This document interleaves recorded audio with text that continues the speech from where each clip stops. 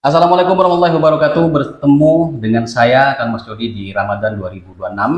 Tentunya tetap di Cisamu, ngaji bersama Ustadz di channel SMA Pesantren Al-Imam Gapura.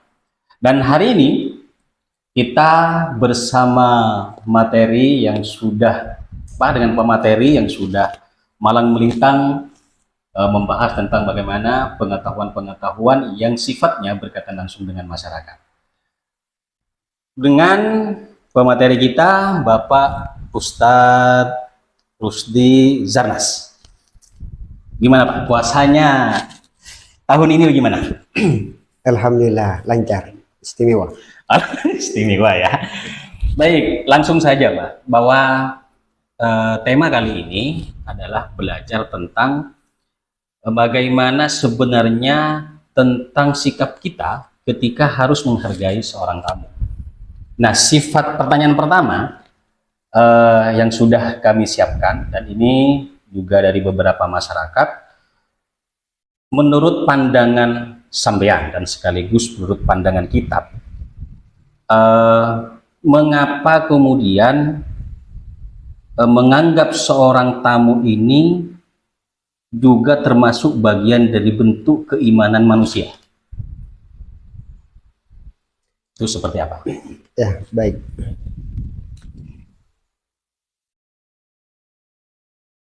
Tamu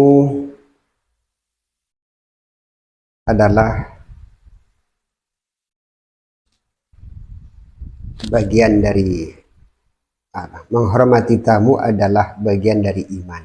Itu sebetulnya berdasarkan hadis Nabi, "Faman kana yu'minu billahi wal yawmil akhir falyukrim dhaifahu." Falyukrim dhaifahu. Jadi al-ikram bid-duyuf atau al-ikram bid-dhaif, memuliakan tamu. Kata-kata ikram di situ orientasinya kepada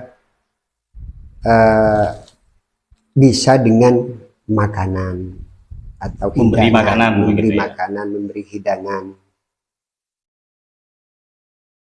hidangan atau ya makanan. Di situ kemudian disebut dalam hadis ikram sesuai dengan arti kalimatnya itu, ya akramal akramin. Akramal akramin itu ya orang zat yang maha sangat pemberi, atau dalam bahasa Madura lampek.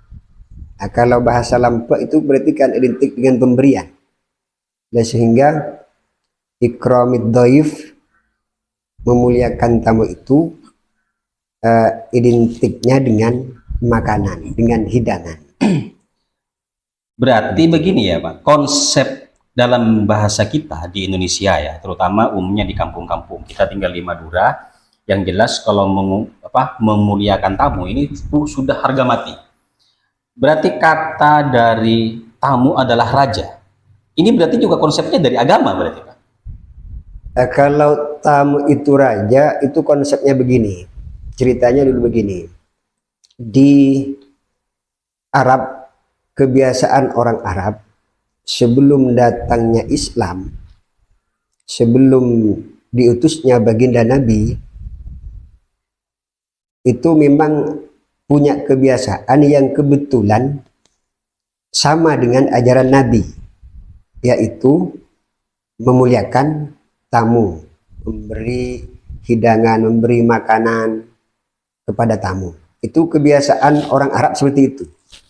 Nah, sehingga sesuai dengan ajaran baginda Nabi, sesuai dengan hadis tadi, "Faman kana yu'minu billahi wal yawmil akhir falyukrim dhaifahu." Jadi secara kebetulan sesuai dengan syariat Islam yang dibawa oleh Nabi Muhammad Shallallahu Alaihi Wasallam. Lalu orang Arab bikin kata-kata bijak atau kata-kata kata-kata mutiara, Kata-kata hari ini. bahwa ad-dhaif malikun. Tamu Tamu adalah itu adalah raja. Itu bukan hadis, bukan. Tapi semacam budaya berarti ya. semacam kata-kata bijak yang dikeluarkan oleh orang Arab yang memang memiliki kebiasaan menghormati tamu atau menjamu tamu sebelum datangnya Islam. Itu memang orang Arab itu punya kebiasaan senang begitu ya. menghormati tamu. Ketika ada keluarga yang begitu hebat di dalam memuliakan tamu, itu akan menjadi keluarga sangat terpandang, menjadi kebanggaan. Artinya secara sosial juga berpengaruh, menjadi kebanggaan. Dan sehingga orang Arab mengatakan tamu itu adalah raja. Tamu itu raja maksudnya bukan berarti tamu itu lalu bersikap seperti raja atau tamu itu menjadi raja. Bukan menjadi raja. Tapi tamu itu berkepribadian dengan sifat seorang raja. Perlu bagaimana dilayani sifat seorang raja? Seorang raja itu kan harus berwibawa, harus dilayani begitu ya. Iya, raja itu kan berwibawa, duduknya saja sudah sangat berwibawa. Segala ucapan hal-hal yang tentunya yang tidak kotor. Berarti antara tamu dengan tuan rumah harus punya akhlaknya tersendiri berarti.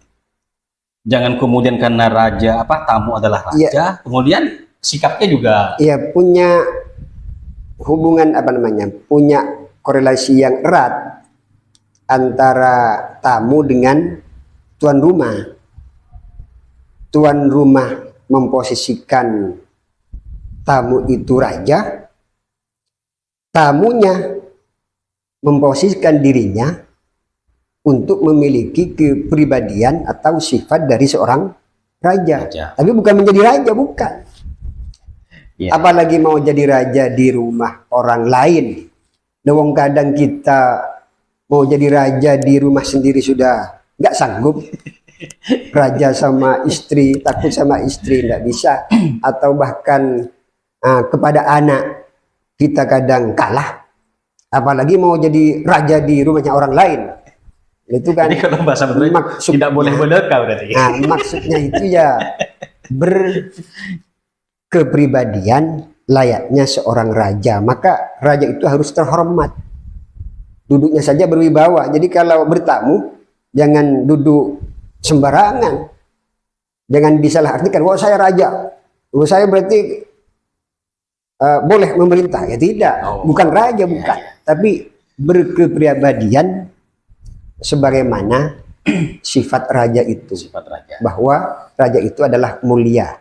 Dalam segala sikap dan ucapannya, semuanya harus sopan dan santun.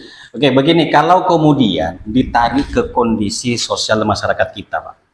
Umumnya, orang kalau sudah punya tamu, otomatis kan mereka harus menyiapkan minuman minimal.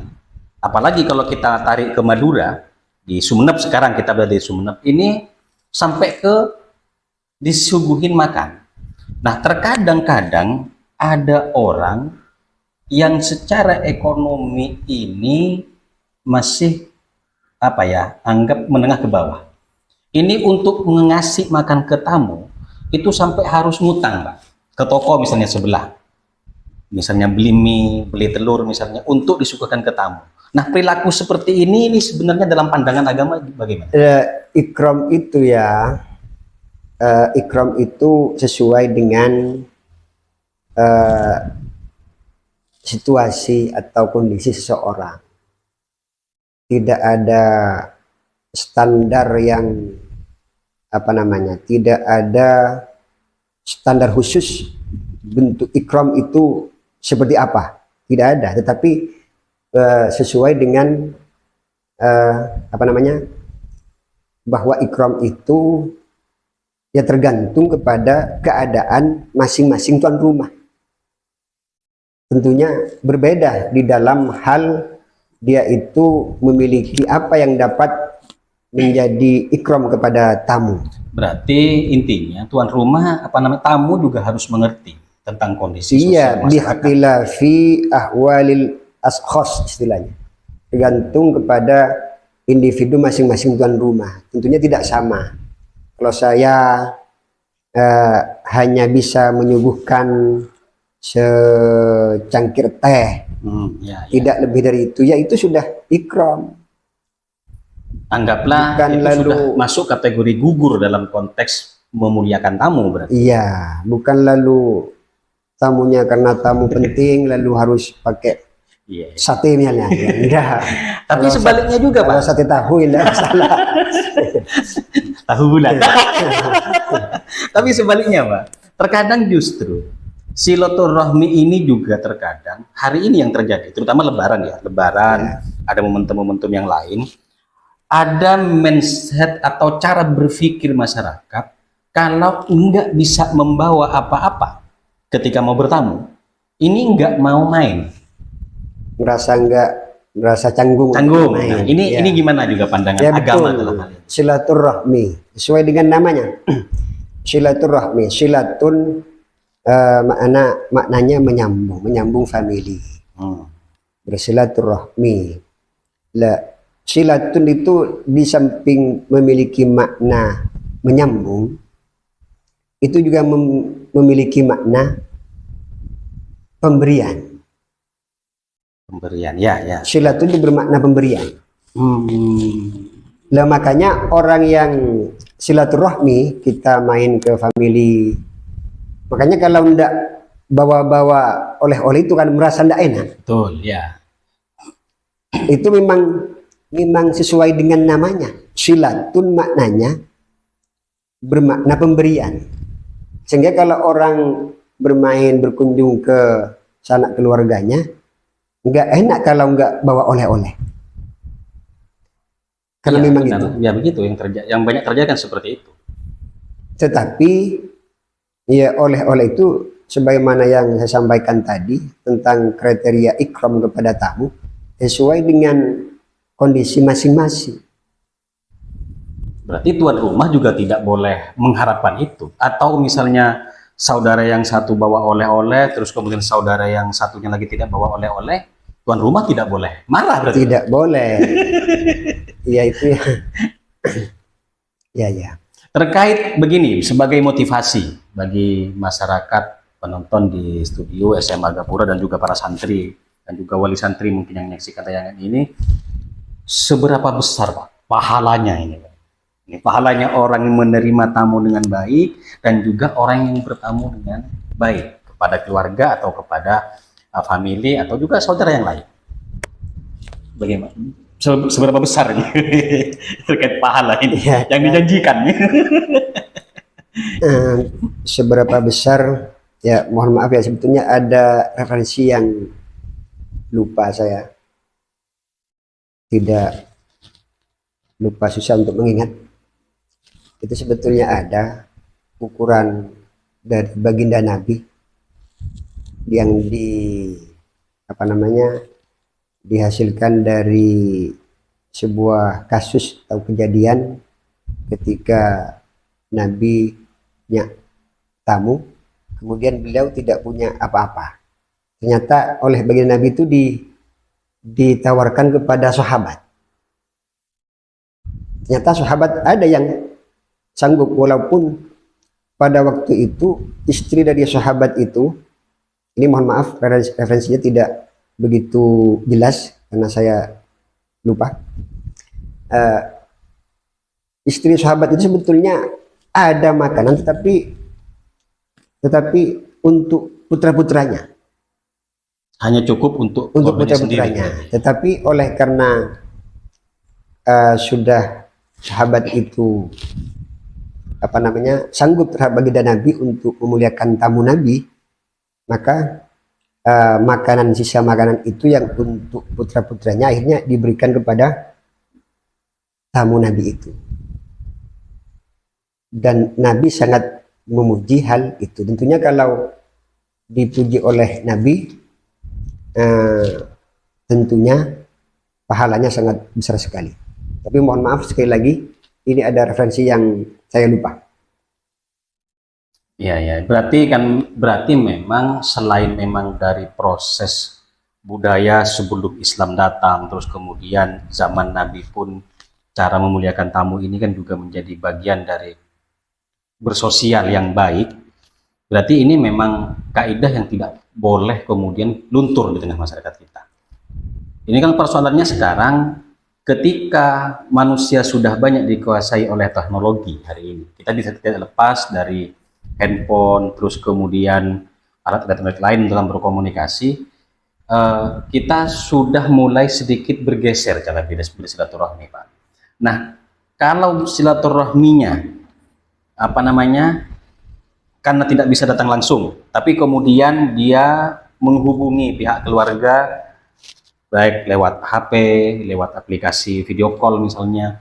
Ini kira-kira dalam konteks pandangan agama dan kondisi kontemporer seperti hari ini yang sudah mulai hybrid dan cepat, ini apakah juga bagian dari bentuk memuliakan keluarga, memuliakan saudara, dan juga termasuk dari bagian memuliakan tamu ketika kemudian orang hanya sebatas komunikasi lewat media elektronik? Ya tentunya berbeda dengan yang langsung datang ke rumahnya. Tetapi bukan berarti menghilangkan ikramnya. Kalau ikram bitto'amnya, ya kalau era sekarang ya kan bisa via ongkir. Iya, kalau soal oleh kan bisa ditransfer, Pak. Iya. Tetapi itu ya jauh lebih utama yang langsung berarti datang ke rumah secara langsung. Nah, tetapi ya nilai ikramnya tidak boleh dihilangkan ketika orang bertamu melalui daring, via telepon, via video call atau lain-lain. Tentunya kita tetap harus sopan. Walaupun tidak bisa memberi apa-apa, minimal kita harus berbicara yang baik. Karena pembicaraan yang baik itu sedekah. Kita tidak mampu untuk memberi berupa harta atau berupa makanan atau berupa apa barang, tetapi kata-kata itu adalah menjadi sedekah. Jadi qaulun ma'ruf khairun min shadaqatin yatba'uha adha. Walaupun kita mampu memberi sesuatu, tapi setelahnya kita ikuti dengan kata-kata yang tidak baik, maka masih lebih baik kata-kata yang baik daripada sebuah pemberian atau suguhan atau pemberian kepada orang lain. Berarti ada banyak komponen dalam hal ini, konteksnya bertamu juga walaupun posisinya dianggap sebagai raja harus minimal jika tidak membawa oleh-oleh misalnya sebagai wasilah tadi Pak silaturahmi ya, yang silatun bermakna pemberian ya, minimal bertamu dengan baik ya di jam yang tepat ya kan, mungkin begitu juga Pak, masa kan bertamu jam 12 malam misalnya kan nggak wajar ini Pak. Nggak wajar. Berarti waktu yang tepat dan sekaligus mungkin dengan qaulun ma'ruf ya Pak. Qaulun ma'ruf dengan kata-kata yang baik ini sudah menjadi bagian dari memuliakan. Ya, bernilai sedekah. Sedekah sudah ya, bernilai sedekah. Ya, walaupun kita tidak bisa memberi apa-apa, ya bukan ya minimal ya harus berkata-kata dengan baik. Terakhir Pak, terkait dengan soal tata krama bertamu yang sering terjadi di dalam fenomena kita. Kaitannya dengan kondisi sosial hari ini, terkadang ada orang yang kemudian ini membanding-bandingkan. Misalnya, kalau tamu yang A, yang silaturahmi, yang main, dia disuguhi dengan sesuatu yang mewah. Tetapi kalau yang saudaranya yang satu lagi, yang B misalnya, karena ada hal lain, masalah atau yang lain, tapi suguhannya berbeda. Ini banyak terjadi di masyarakat kita. Nah, terkait dengan fenomena seperti ini, pandangan agama dalam konteks kehidupan bersosial juga, ini seperti apa seharusnya? Masyarakat kita harusnya seperti apa dalam memandang tamu untuk tidak membedakan? Ya, kalau seperti itu ya jelas keliru. Penghormatan ikram kita kepada tamu itu bukan dibedakan dari siapa tamunya, tetapi siapa tuan rumahnya. Itu yang membedakan. Kalau tuan rumahnya orang miskin, tentunya yang disuguhkan ya ala kadarnya, apa sesuai dengan kemampuannya, kan gitu. Bukan lalu melihat tamunya siapa, karena jelas kalau kita pakai kata-kata bijaknya orang Arab itu kan tamu raja ya, siapapun dia, Tidak ada tidak perbedaan ada golongan berarti. perbedaan golongan. Mau kaya, mau miskin. Mau kaya miskin, mau jelek, mau ganteng seperti Anda ini. Apa dulu kan? Maka semuanya raja, maka harus dihormati dengan layak. Tidak boleh dibeda-bedakan. Kalau dibeda-bedakan ya jelas keliru. Berarti memang bahwa pandangan agama, sosial ini dalam konteks bertamu dan memuliakan tamu tetaplah menjadi sesuatu yang memang perlu terus kita perhatikan. Artinya bahwa seperti kembali yang tadi, jikapun tidak ada yang mau disuguhkan atau yang dibawa sebagai tanda buah apa namanya ya, kalau biasanya kalau buah tangan ya Pak ya, berarti intinya tamu atau yang bertamu, tamu atau tuan rumah tidak boleh memandang apa yang akan dibawa atau disuguhkan, tapi kan juga harus melihat cukup semampunya dan tidak boleh mengurangi esensi dari silaturahmi ya begitu. Ya. Baik, terima kasih. Itu adalah perbincangan dan ngaji kita di program Jisau, ngaji bersama Ustadz di channel SMA Pesantren Al-In'am, dan semoga memberikan manfaat, memberikan ilmu, tambahan ilmu pengetahuan bagi kita, sehingga Ramadan ini bisa menjadi bagian dari proses kita untuk terus mempelajari kehidupan bersosial, apalagi beragama, sehingga kita terus menjadi pribadi yang soleh dan husnul khotimah dunia akhirat, dan menjadi manusia yang mampu memanusiakan manusia. Sampai jumpa. Terima kasih Bapak Rusdi Zarnas. Semoga sehat selalu. Sampai jumpa di ngaji selanjutnya. Jangan lupa untuk share, subscribe, dan kita siarkan setiap momentum yang kita bawa, karena inilah bagian dari proses kita belajar menjadi santri dan menjadi wali santri yang cerdas dalam bersosial dan beragama. Ini saya Kang Mas Jody undur diri. Assalamualaikum warahmatullahi wabarakatuh.